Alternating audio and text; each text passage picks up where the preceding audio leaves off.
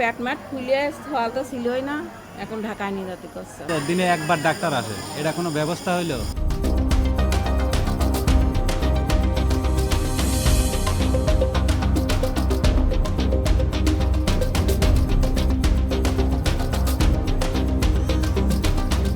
হামের উপসর্গ নিয়ে কুষ্টিয়ায় হাসপাতালে ভর্তি হওয়া দুজন শিশুর মৃত্যু হয়েছে। হাম না সারতে আবার নিউমোনিয়ার, এটা তো একটা বড় আকারে রোগ ধারণ করছে। এজন্য সরকারকে দরকার তার স্বাস্থ্য সেবাটা, মানে স্বাস্থ্য যে মন্ত্রী তার তো উচিত এটার আগে প্রতিকার করা।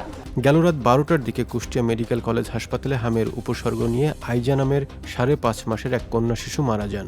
এছাড়া রাত 11:30টায় কুষ্টিয়া 250 শয্যার জেনারেল হাসপাতালে মারা যান ইব্রাহিম নামে 8 মাস বয়সী আরও এক শিশু। আইজা কুষ্টিয়া শহরের রেউনুক মোড় এলাকার মমিনের মেয়ে, আর ইব্রাহিমের বাড়ি জেলার দৌলতপুর উপজেলায়। ডাক্তার বলছে এতে শ্বাসকষ্ট এখনো আসেনি, কছে যদি শ্বাসকষ্ট আসে তাহলে অক্সিজেন দিয়ে।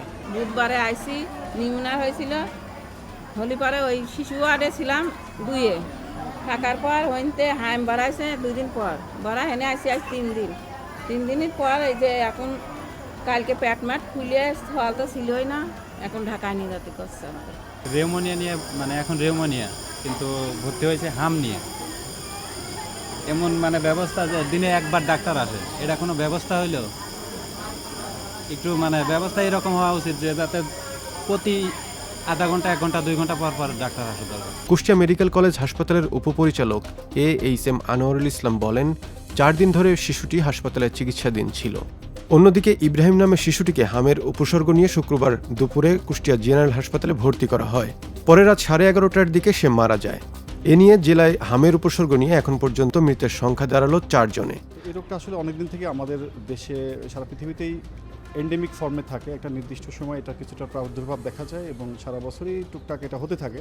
তো এই বছর মানুষের ভিতরে একটা প্যানিক ছড়াইছে, যে কারণে যে দেশের কিছু অংশে এটার স্বাভাবিকের চেয়ে বেশি দেখা যাচ্ছে প্রাদুর্ভাব, এবং কিছু প্রশ্নবিদ্ধ মৃত্যুর কারণেই মূলত এই আতঙ্কটা।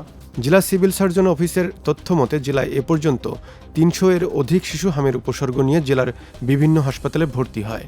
বর্তমানে 130 জনের অধিক শিশু জেলার বিভিন্ন হাসপাতালে চিকিৎসাধীন রয়েছে।